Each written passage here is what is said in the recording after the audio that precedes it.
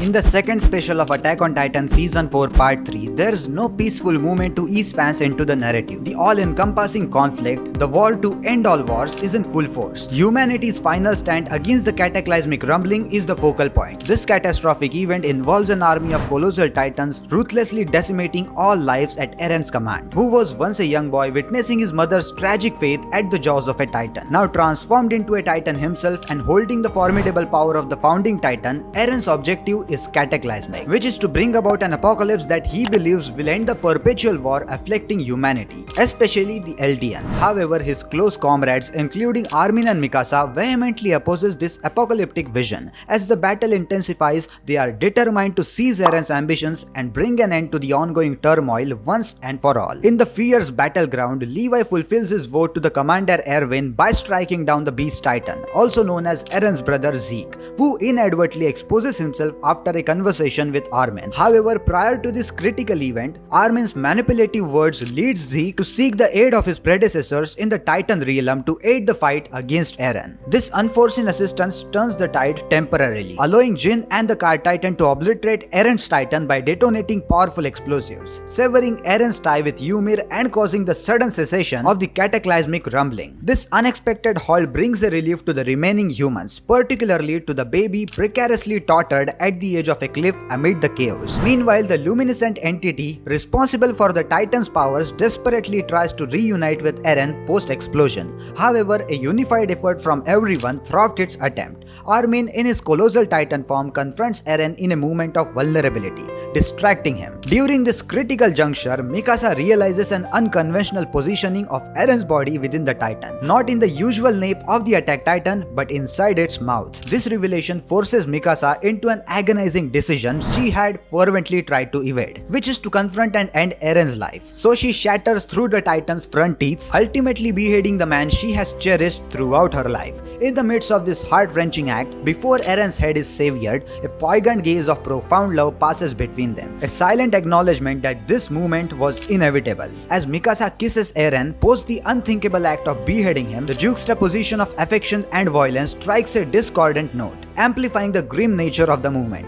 However, this unexpected display seems to affect Ymir profoundly, leading her to reconsider empowering the Titans. Moved by Mikasa's resolute choice to end Eren for a greater good, Ymir finds a newfound resolve, no longer held back by the unresolved affection for King Fritz, which was never reciprocated. The heart-wrenching scene of Mikasa, the one who shared an intrinsic bond with Eren, being the one to terminate the protagonist villain of the narrative, is profoundly devastating. The duo, always hinted at as the ultimate endgame couple of the series, undergoing a tragic unraveling, far beyond the reaches of merry words to express the weight of Mikasa's agonizing burden.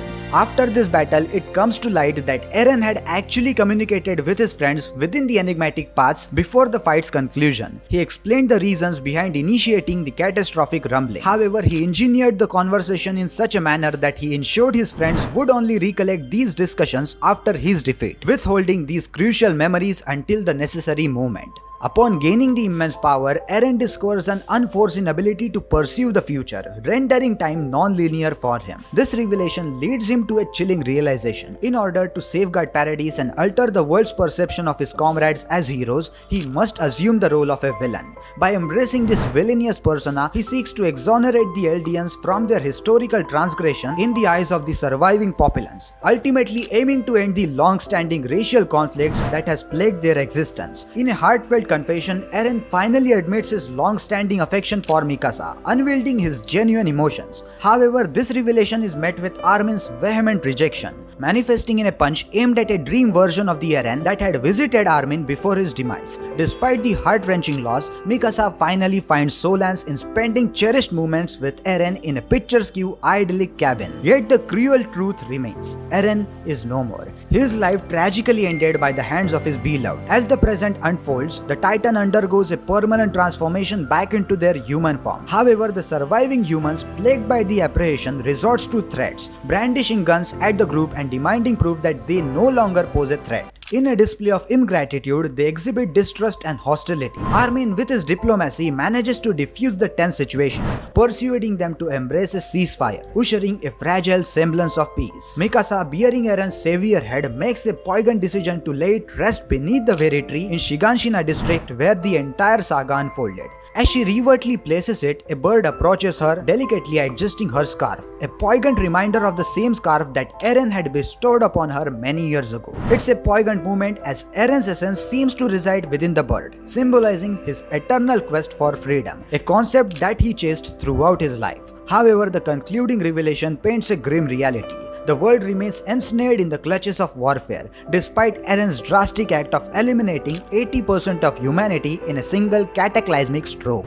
A faction of devoted Yeagerists uphold him as a martyr, fueling their thirst for conflict from their stronghold within Eldia. The story concludes with Armin and the remaining allies embarking on a voyage back to Eldia 3 years later with the intent to broker peace among the conflicting factions. It's a bittersweet conclusion that reflects on the aftermath of Eren's actions, showcasing the lingering presence of conflict despite his drastic efforts, leaving a complicated legacy in his wake. As the credits starts their slow crawl, the camera remains fixed on the tree that cradles Eren's buried head. A passage of years unfolds in a series of vignettes, and just as expected, the desolated region is once again engulfed in a turmoil of warfare. This cycle of conflict seems unending, a haunting reminder of the inevitability of strife despite the valiant efforts of those we followed throughout this enthralling series. Yet it's not merely the repetition of war that echoed throughout the time. After this battle subsides, the scene shifts to a new post-apocalyptic landscape. Here, a young unnamed boy emerges, sporting a scarf uncannily reminiscent of the one that held significant value for Mikasa. Accompanied by a loyal canine companion, the boy ventures towards an opening beneath the tree.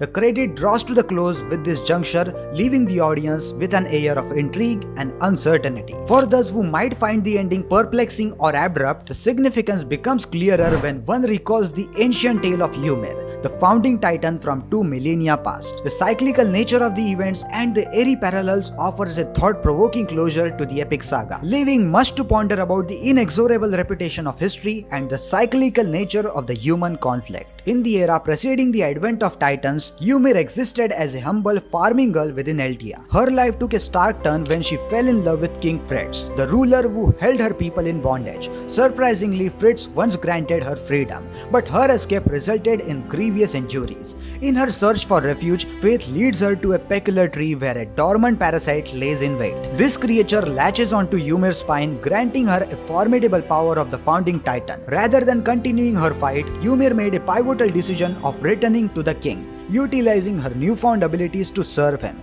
rather than seeking retribution. Collaboratively, they forged the Eldia Empire and gave birth to the Titan, laying the foundation for the show's intricate mythology. Despite the newfound tranquility achieved throughout the actions of Eren and Mikasa in the present, there's a foreboding hint that the cycle is poised to restart, symbolized by the unnamed boy who seems destined to encounter the same powers in the future. However, this anticipated cycle doesn't necessarily imply a revival of the Attack on Titan storyline. Currently, no plans are in place to extend the franchise, except for the surprise of 35th volume slated for the release on April 30, 2024. This installment comprises of just 18 pages, hinting at an epilogue of the possibility of shedding light onto the previously unexplored facets of the narrative. While in theory fans might want an entirely new series, the toll of relentless carnage on our hearts is a genuine concern. Considering the ordeals these characters have endured, there's a shared feeling that they deserve a respite as much as the audience does. The uncertainties and complexities within the story's conclusion suggest that a continuation might not align with the much needed closure. So yes, this is the end of Attack on Titan. What are your thoughts about this video? Let me know your thoughts about the ending of Attack on Titan in the comment section down below. Do you think it was a good ending or a bad ending? Let me know your thoughts in the comment section, and that's it for today's video guys. If you enjoyed this video, make sure to like this video and subscribe to my YouTube channel for more videos like this. And that's it, and I will see you in the next one. Sayonara.